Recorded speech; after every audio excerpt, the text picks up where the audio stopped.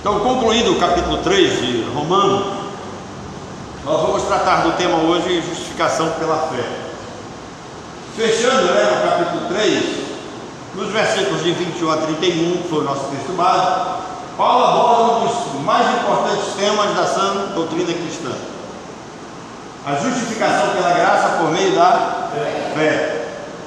Paulo desenvolve o tema a fim de ensinar os judeus que condenavam os gentios por não seguirem o quê? A Torá e não guardarem a lei. Então, o que Paulo está falando? Paulo está colocando em ordem as coisas dentro da igreja em Roma, terminando uma divisão entre judeus e gentios, principalmente pelo fato de os judeus cobrarem dos gentios que não guardavam a lei e não seguiam a Torá. A Torá, para quem não sabe, são os primeiros 5 livros da Bíblia, da qual nós denominamos de Pentateuco. Então, para esses judeus, a fé em Cristo era o quê?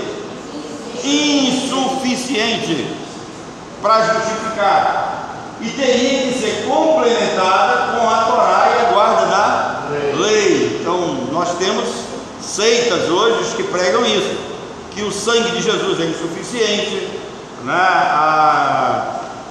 quando alguém diz que você recebeu perdão pelo sangue de Cristo, mas se você pecar, você perde a salvação, o seu pecado é superior ao sangue de Cristo, que anula, o que Cristo fez, e na realidade não é. A pessoa de Cristo também ela é minimizada quando diz que você tem que crer em Cristo, mas tem que guardar a lei.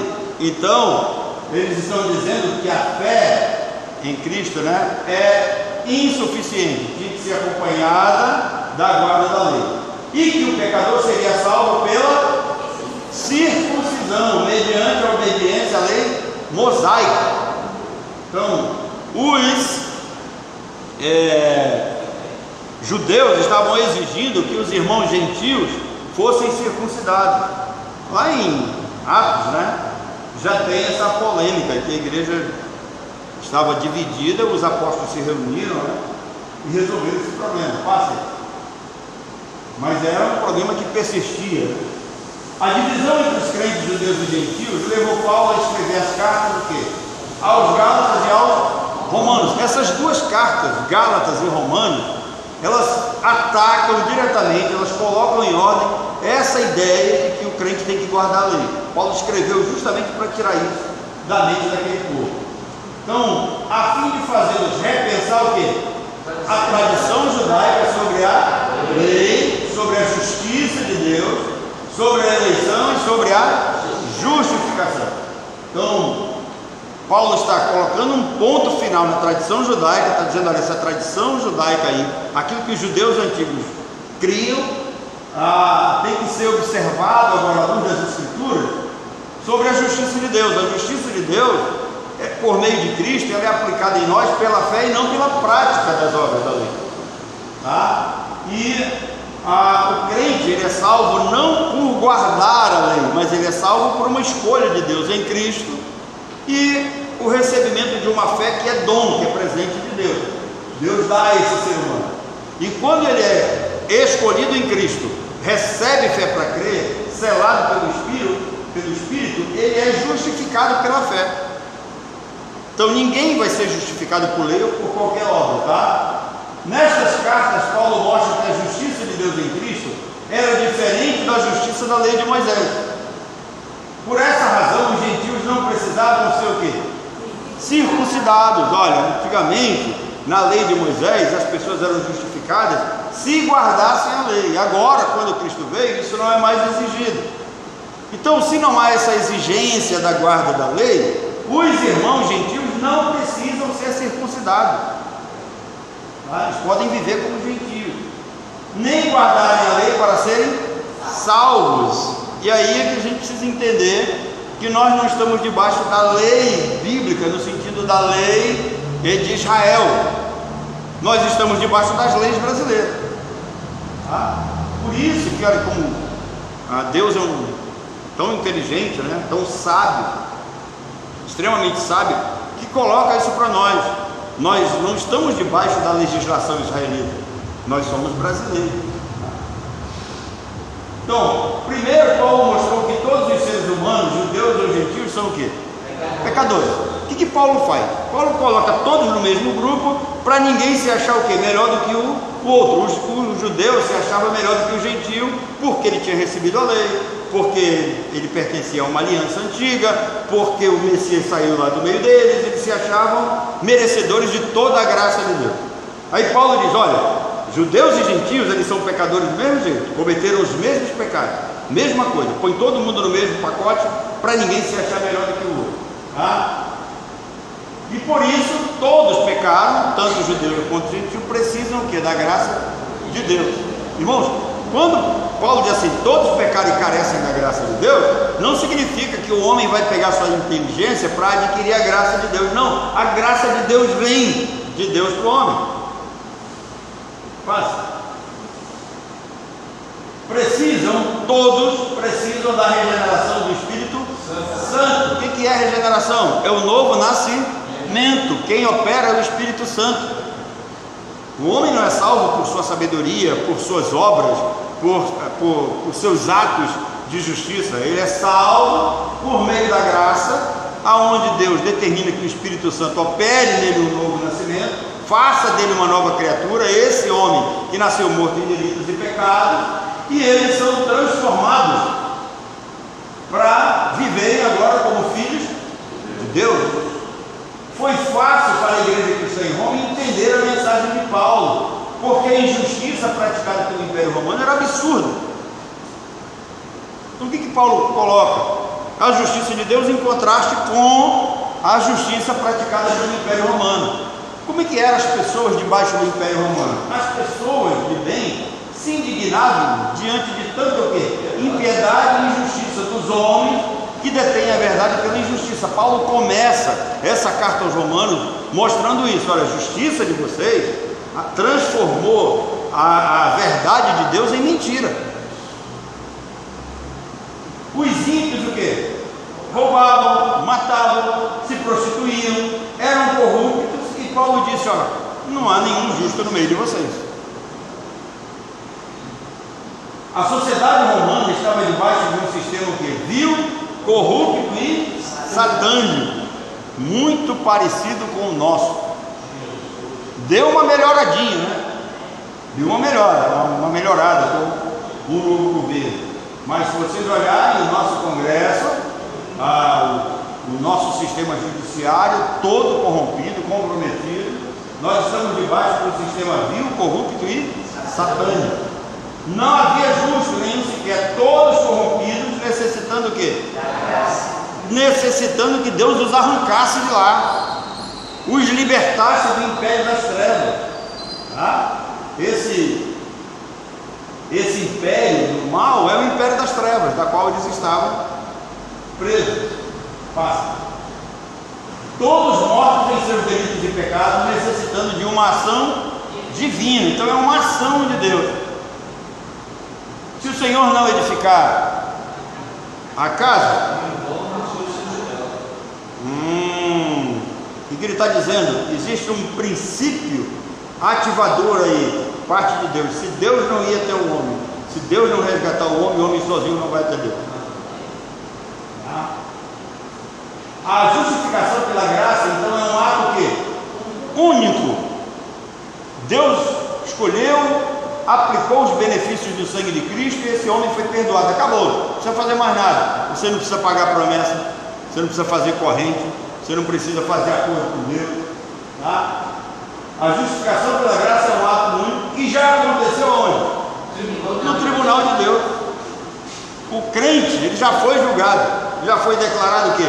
Justo. Então ele não vai passar por julgamento nenhum. Quando vocês verem alguma igreja dizendo que vocês vão passar por algum tipo de julgamento, não é verdade. Vocês vão passar pela análise das suas obras na igreja para recebimento de galardão. Aquilo que você fez no corpo de Cristo, Deus vai recompensar, ele não é injusto. Agora, julgamento para condenação, o crente não vai passar, porque nenhuma condenação há para os que estão em Cristo. Eles já foram libertos da lei e agora estão vivendo debaixo da graça. Tá? Então a justificação é um ato único que já aconteceu no tribunal de Deus. Ao recebermos fé para crermos em Cristo, Deus aplica sobre nós a justiça o quê?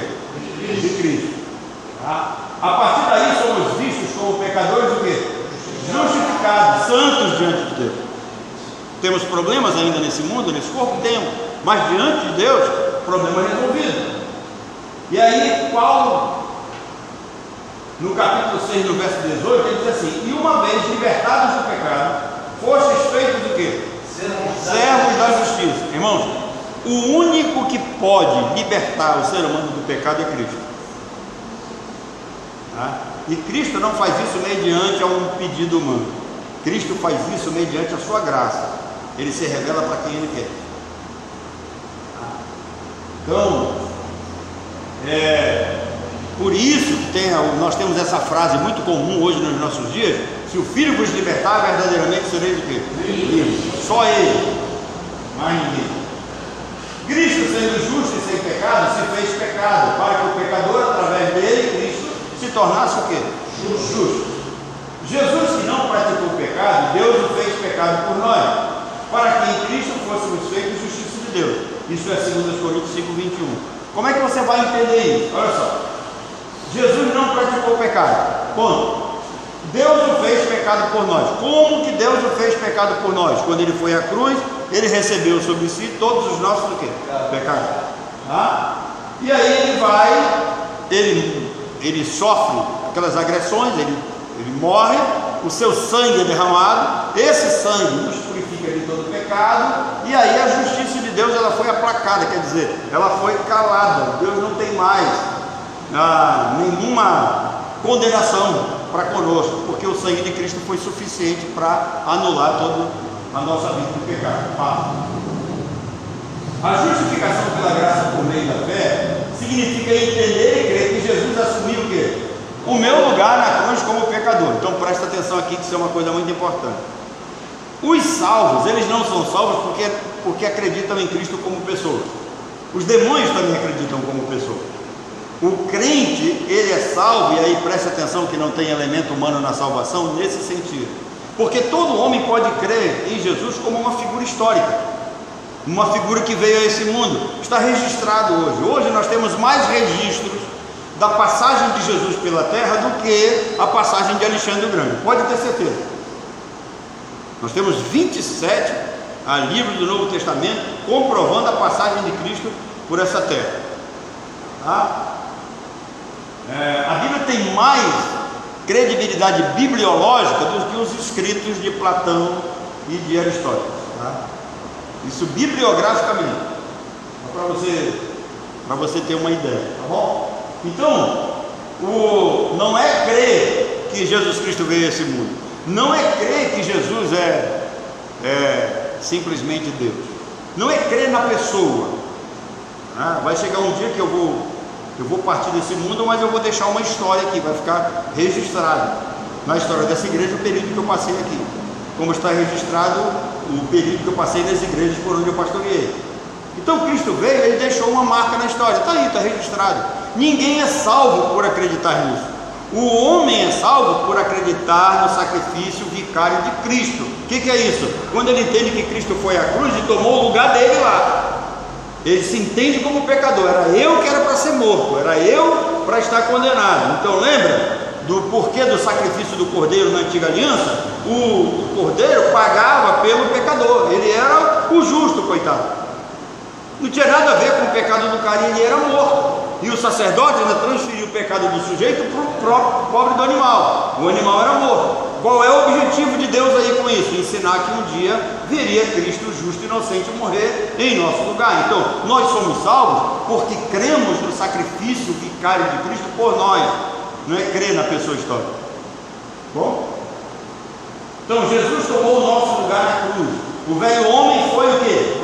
Crucificado com Ele. E também ressuscitou com Ele para uma nova vida. Então, Paulo diz, é como se nós estivéssemos lá. Cristo estava em nosso lugar, lá. Agora, quando recebemos o Espírito Santo nos liga a Cristo. Por quê? Porque a igreja é um corpo, do qual Cristo é a cabeça. Então todos estamos ligados a Ele. No momento que Cristo está lá, nós também estávamos. É isso que Paulo está ensinando. Ele chama de corpo místico, união mística ou união hipostática, é o nome dessa doutrina. Então Cristo estava lá, nós estávamos ligados com Ele, por meio do Espírito. O crente foi o quê? recriado, recebeu vida eterna, é habitado pelo Espírito para viver em amor, alegria, paz, unidade, benignidade, bondade, fidelidade, mansidão e temperança ou domínio próprio. O que é isso aqui? Daqui para cá, amor até temperança. O que é isso? Alguém não lembra o que é isso? Amor, alegria, paz, unidade. Isso aqui é o fruto do Espírito, mas as seitas querem enfiar na cabeça do povo que o importante são os dons. Tá? Aí o cara quer fazer milagre, o cara quer dar salto mortal dentro da igreja para ser recompensado, né? O cara quer curar, o cara quer ter visão, quer ter revelação. Nós fomos recriados para viver produzindo o fruto do Espírito na nossa vida. Não é o fato de alguém dizer que curou, que fez alguma cura, dizer que ele tem o Espírito Santo. Porque lá em Mateus 7, né, 21 em diante, Senhor, fizemos milagres em teu nome, em teu nome fizemos maravilhas, expulsamos demônios. Cristo vai dizer, não conheço vocês.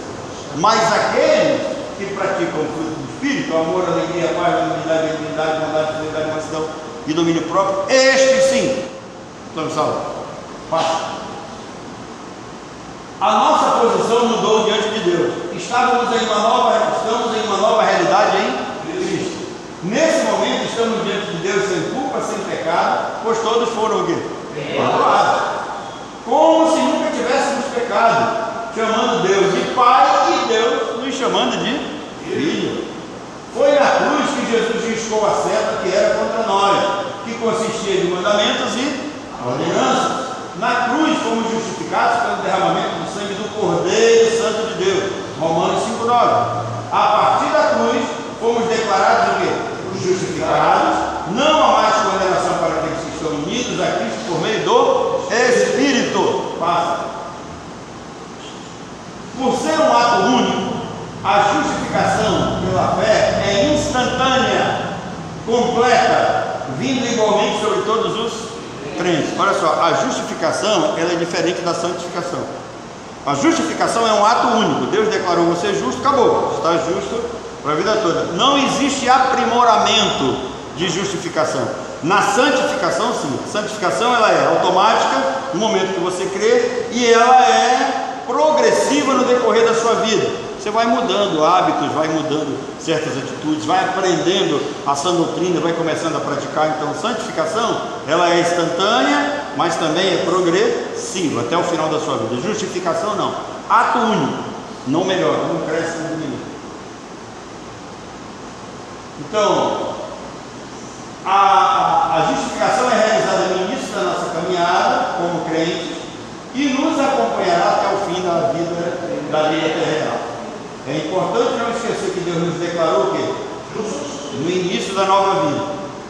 É aquele juiz que bate o martelo. Está livre. Tá?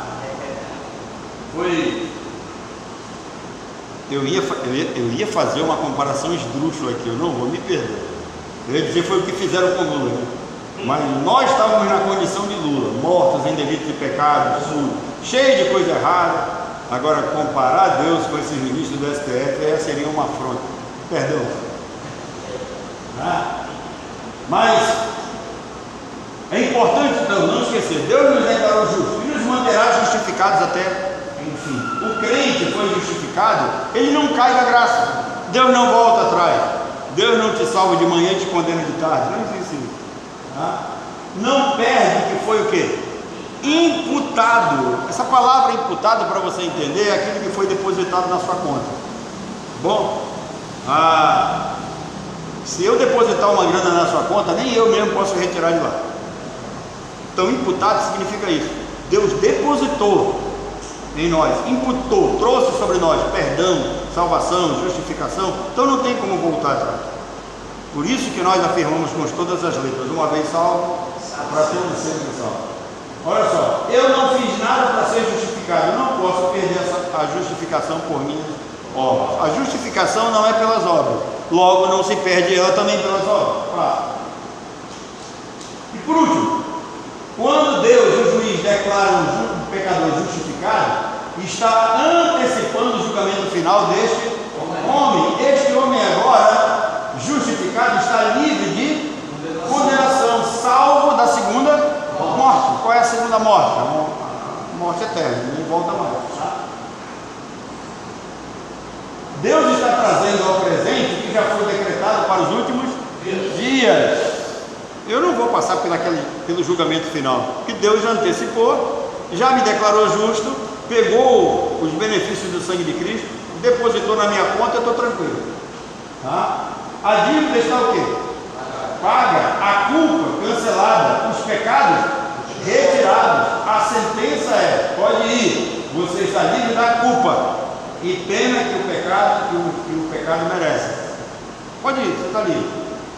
O justo justificador diz: venha, você é bem-vindo para desfrutar do reino celeste. Então, olha só, Deus está dizendo duas coisas: vai, você está perdoado, viva a sua vida tranquila, sirva a Deus, pratique as obras do reino, e quando você for a glória, ele vai dizer: olha, venha, você é bem-vindo para desfrutar o que? O reino celeste está preparado para você, desde a fundação do mundo. Tá? Então, aí, termina aqui. É isso que é salvação, justificação e salvação. Tá bom? Então, Paulo termina esse ponto dizendo para os romanos esses pontos que nós abordamos aqui. Não precisa guardar a lei cerimonial, nem a lei civil. Ninguém precisa ser circuncidado. Cristo traz na nova aliança um ponto final em todos aqueles ritos, aquelas cerimônias, aquilo que acontecia. Nós não temos mais que ter um sacerdote entre Deus e os homens, tá? Salvos. Esses homens salvos, eles podem ir diretamente a Deus. Acabou aquele sacerdócio antigo, acabou. Agora é a nova vida em Cristo. Nós não temos mais que adorar aqueles ritos ou seja, passar pelos ritos antigos. Nós não temos que ter aqui nenhum elemento judaico para tentar despertar a nossa fé. O culto e a fé em Cristo, ela é livre, tá? No sentido de que você não precisa, também você não vai fazer qualquer coisa, não é permitido fazer qualquer coisa, né? Não vai ficar gritando, pulando, fazendo arruaça, você não faz isso. O que está falando é que você não precisa fazer voto, você não precisa fazer procissão, você não precisa fazer corrente, tá? Pela fé você pode adquirir as coisas de Deus, porque tudo vem pela graça, não é por uma obra que eu faço. Paulo vai dizer assim: quem primeiro lhe deu a ele para que ele tenha a obrigação de recompensar? Ninguém. Eu não fiz nada para Deus ter que estar me devolvendo alguma coisa. Então, aquilo que eu recebo, em primeiro lugar, não mereço. Em segundo lugar, é por graça. Bom, e é pela graça que nós somos salvos. Gente que não merece, Deus vai lá e resgata. É pela graça que somos libertados. Gente que está escravo do pecado, lá de Satanás, do mundo, da sua própria carne, e Deus resgata por meio de Cristo, quebra as correntes do império das trevas, nos liberta, né? Então, que Deus nos abençoe. Alguma pergunta?